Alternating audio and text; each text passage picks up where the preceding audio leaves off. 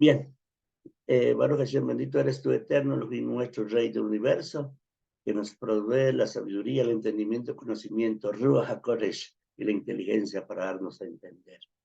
Amén. Estamos estudiando el libro de Mateo, Matatiyahu, pero el nombre que según Lucas le decía es Leví ben Alfeo. Baruch Hashem. Hoy vamos a empezar el capítulo 10, ya terminamos todo el 9, ahora empezamos el capítulo 10. Espero que darme a entender por todo lo que vamos a estudiar. Capítulo 10, verso 1 al 4, está escrito. Entonces, llamando a sus 12 discípulos, les dio autoridad sobre los espíritus inmundos para que los echasen fuera y sanar así toda enfermedad y toda dolencia. Verso 2.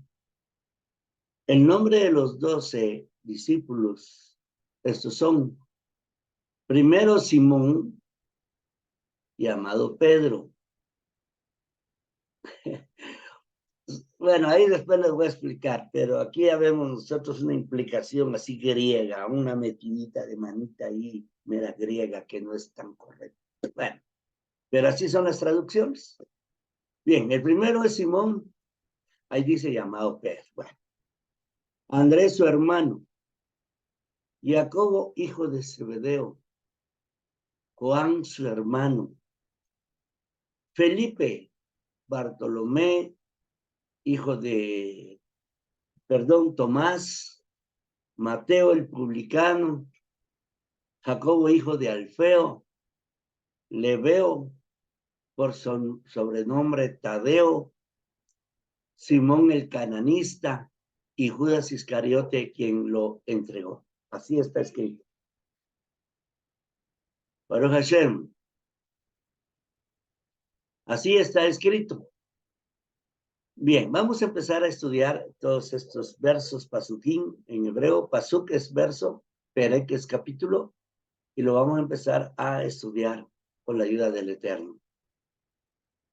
Estamos empezando entonces el capítulo 10 de Mateo, versos del 1 al 4, donde encontramos fácilmente, les decía, la orientación del pensamiento griego, de los griegos, porque los griegos han colocado en la Biblia, especialmente Mishneh Mashiach, o mal llamado Nuevo Testamento, mucho pensamiento griego, y por eso muchos interpretan Mishneh Mashiach con pensamiento griego, no pensamiento hebreo. Ese es el gran error.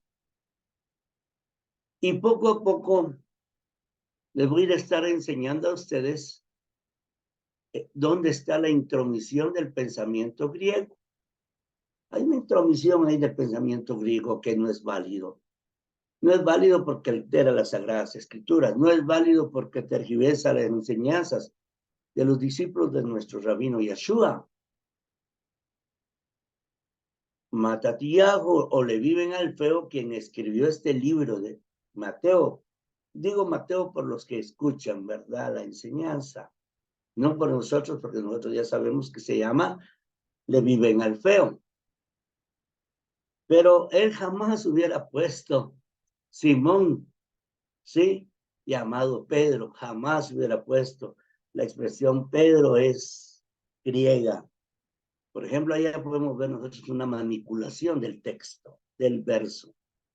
Bien, sigamos estudiando los principios fundamentales y quizás el otro martes vamos a estar explicando toda la intromisión del pensamiento griego. Empecemos. Yeshua, nuestro rabino, dice que llamó a sus 12 discípulos, a sus 12 talmidim, para otorgarle semijá. En hebreo, semijá es autoridad. Por ejemplo, cuando nosotros pedimos algo al Padre, lo pedimos en los méritos de Yahshua. Y decimos también, nosotros estamos bajo la semijá de Yahshua, o sea, la autoridad de nuestro rabino Yeshua. Entonces, cuando nosotros leemos la palabra autoridad, viene del hebreo semijá. Pero para entender la enseñanza de nuestro Mashiach, Yeshua, tenemos que comprender de dónde viene esta palabra semijá. Y esta palabra viene de las enseñanzas de Moshe, nuestro maestro. Moshe, nuestro rabino. Moshe Rabenu, nuestro rabino. Es decir, Moshe, nuestro maestro. Y esta semijá, o sea, esta autoridad, se transmite colocando las manos sobre la cabeza de alguien. Aquí quiero que pongan mucha atención, porque la semijá se transmite poniendo las manos sobre la cabeza de alguien en quien se confía. Ahí está, no en cualquier persona, no, no, no. En quien se confía para que asuma el mismo rol de su maestro. Eso es. Es decir, que se le autoriza a ese alguien que recibió la semijá para llevar a cabo la labor que ha aprendido de su maestro. Por eso en el pueblo de Israel, muchos dicen, yo aprendí de mi rabino fulano, porque dan ese lugar a aquel que le dio la semijá. Porque no hacerlo así ya implica un orgullo, un ego, una rebelión, ¿verdad? Por ejemplo, todo lo que hemos aprendido, yo tuve mi rabino que me estuvo enseñando. Y Baruch Hashem, la verdad que uno llega al momento en que todo lo que ha aprendido es parte de lo que ya está escrito en los libros judíos. Y por eso cabalmente hay que aprender. Entonces, para que darse mijá es para que ese alguien lleve una labor de acuerdo al pensamiento del rabino que está transmitiendo la semijá. Ejemplo, en el libro de Números, capítulo 27, o sea, Perek en hebreo, capítulo 27, Pasukim, versos del 18 al 21 está escrito. Entonces dice Hashem, o sea, el Eterno, Hakadosh Baruj Hu, Yahweh, le ordenó a Moshe que llamara a Yehoshua. Llama a Yehoshua, o sea, a él le pusieron Josué, no, él se llama Yahoshua, no Josué, que es un hombre valiente y que me obedece. Eso le dice el Eterno a Moshe, llama a Yehoshua, que es un hombre valiente y que me obedece, o sea, que es fiel, que guarda los mandamientos del Eterno. Llévalo ante el Cohen, o sea, ante el sacerdote Eleazar, llévalo ante él y ante todo el pueblo de Israel. Y en presencia de todo el pueblo, pon tus manos sobre su cabeza. Así le pasarás, dice tú, semijá, o sea, le pasarás tu autoridad, es decir, la autoridad, y lo vas a hacer jefe principal del pueblo de Israel. ¿Cómo se transmite la semijá? Por medio de la imposición de manos en la cabeza. Lógicamente, antes de ser enviados, nuestro rabino Yeshua, nuestro Mashiach, les dio la semijá, o sea, les dio la autoridad para que ellos fueran a ejercer una labor, que él estaba haciendo. Porque los discípulos jamás tienen que apartarse de las enseñanzas de su rabino. Y Yeshua le enseñó a los discípulos todos los detalles judíos, porque Yeshua era judío. Yeshua era, si usted no sabía que era judío, pues hoy lo está aprendiendo. Yeshua era judío. Por eso todo lo que nosotros aprendemos es judaísmo. Yeshua era judío, era hebreo. Y les da la semijá para que los discípulos pudieran ejercer su labor, o sea, les dio la autoridad. En primer lugar, les dijo que de acuerdo a lo aprendido, utilizando lógicamente el procedimiento correcto, el procedimiento ad hoc, esto lo he enseñado yo en anteriores capítulos de Mateo. Ellos aprendieron de su maestro, o sea, de nuestro rabino Yeshua, ellos aprendieron conscientes que ellos tenían la semijá de su maestro, la autoridad de su maestro, tenían la fuerza sobre los espíritus inmundos y que se le ordenara a esos espíritus inmundos que se fueran fuera. ¿Fuera de quién? Bueno, puede ser de un lugar, puede ser de una persona poseída, etcétera, etcétera. Pero aquí dice que se les ordenó que se fueran fuera. También les enseñó cómo sanar las enfermedades y todas dolencias. No está de más decir que pueden haber enfermedades producto de la manipulación de espíritus inmundos en las personas.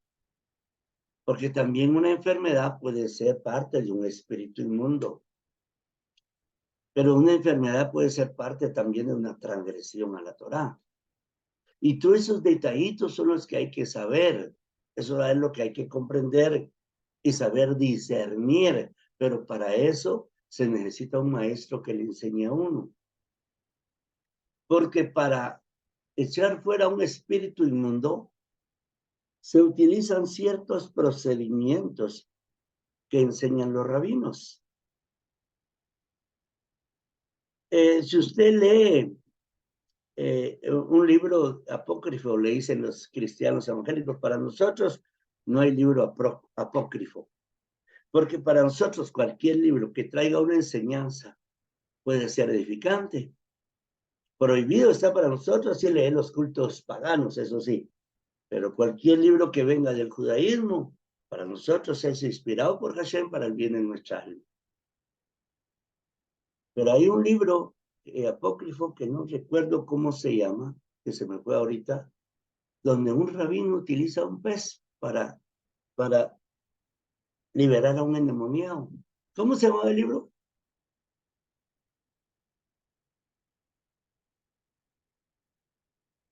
No, hay un libro en los apócrifos, pero no recuerdo ahorita, no es Macabeos, no es Eclesiástico, no es Sabiduría, es otro. Tal vez alguien me lo pone aquí en el texto de los Morín. Pero este rabino hace una liberación por medio de un pez. Entonces los rabinos saben utilizar procedimientos para liberar espíritus inmundos. Y Yeshua esto lo sabía porque él desde muy niño estudió. Aquellos que dicen que Yeshua, el Ruach HaKodesh, o mal llamado Espíritu Santo, le revelaba todo, están en un error. En el judaísmo, para obtener sabiduría, hay que estudiar y hay que aprender. Y la historia nos marca de nuestro Rebbe, de que desde muy niño él manifestó facultades intelectuales muy elevadas, pero también tuvo que ir con varios maestros a aprender. Según la historia, el papá Yosef lo enviaba a estudiar con rabinos. Por eso cuando él se presentó a temprana edad delante de en el templo, delante de los sabios, se maravillaban de su sabiduría. Sabiduría quiere decir saber. El que no sabe no es sabio, pero el que sabe sí es sabio. Entonces, en el caso de Yeshua, sabía todos los procedimientos, cómo echar fuera espíritus inmundos. Y lógicamente les enseñó a sus discípulos. Porque para echar fuera espíritus inmundos, solo para darles un tips, se utilizan ciertos salmos, o sea, tejilín en hebreo, salmos, para realizar esta labor. Pues un espíritu inmundo obedece cuando se usa la Torá.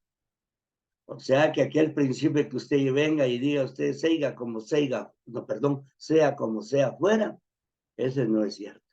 No es cierto. En el pueblo judío no es cierto. Se utilizan procedimientos de acuerdo a la Torá. Se utilizan salmos. Ahorita les voy a seguir estudiando, enseñando. Entonces no es una autoridad personalizada para realizar esta labor, sino es el libro de Tobías. Ahí Tobías, el que tenga duda puede leer el libro de Tobías y ahí está. Entonces, para echar fuera un espíritu inmundo no es una autoridad personalizada. Ahí yo tengo autoridad. No, no, no, no, no, no es así. La autoridad la tiene la Torá. Entonces, los espíritus inmundos obedecen a la Torá. Ejemplo, para liberar a una persona de un demonio, o sea, de un espíritu inmundo, de entre los salmos que se utilizan, también se utiliza el Tejilín 91, o sea, el Salmo 91. Lógicamente hay más salmos que se usan, ¿sí? No es solo este. También se puede usar letras hebreas, manipular letras hebreas, trabajar letras hebreas para sacar fuera un espíritu inmundo. También se puede usar uno de los nombres de Hakadosh Baruj Hu, de los 72 nombres en Cábala. Hay varios nombres del Eterno que pueden sernos útiles para echar fuera un espíritu inmundo. Entonces se puede usar agua también, porque el agua es el que sirve para purificar. Entonces se usan ciertos procedimientos. Se puede usar incienso. Por ejemplo, cuando se va a purificar una casa, se puede usar incienso, etcétera, etcétera, etcétera. Pero todo esto es pensamiento judío. Esto lo sabía nuestro Rebbe Yeshua y por supuesto se lo había enseñado a sus discípulos.